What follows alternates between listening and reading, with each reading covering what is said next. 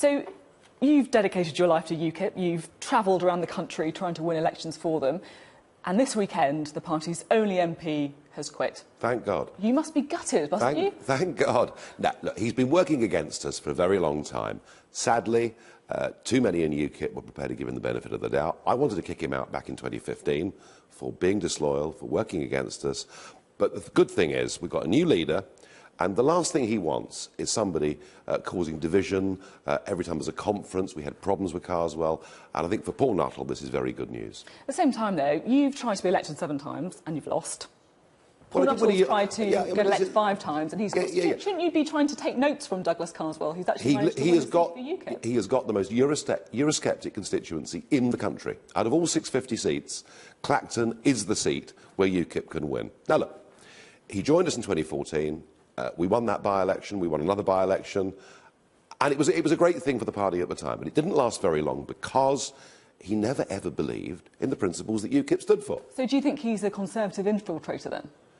Well, that was how it turned out, yes. But, I mean, look, this is a guy who always sells himself as being very honourable and different to everybody else. And one of his big crusades in Parliament has been recall, real recall, where he himself has said if 20% of the constituents want a by-election, they should have one. So what we're going to do, we'll test how honourable he is. We're going to write, through the Electoral Reform Society, to every house in Clacton and ask people whether they want him, as he's moved, to stand for a by-election. And perhaps then we'll find out who the real Douglas Carswell is. So in that case, then, are you going to put your money where your mouth is? Would you stand in Clacton, or no?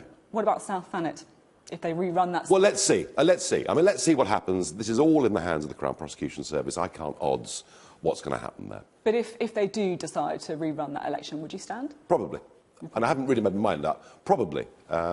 But look, you know, the really big story of the week isn't Douglas Carswell, it's Article 50. It's happening on Wednesday, and we will then have passed the point of no return.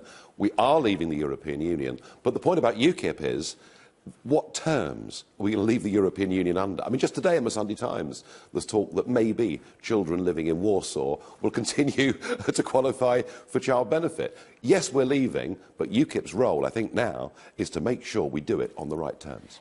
You're setting out the mission statement of UKIP after Article 50 has been triggered. But, of course, it's going to be quite difficult for your party, isn't it? Let's be honest. I mean, that's what Douglas Carswell is saying. UKIP's won the victory, so what's the point in sticking around? And it's no wonder, really, that you decided to leave as leadership as well. Winning a war is very, very important, but also you have to win the peace. The peace is far from won. Already I can see with this government concessions being made over fishing, the desire of the Prime Minister to say part of the European arrest warrant.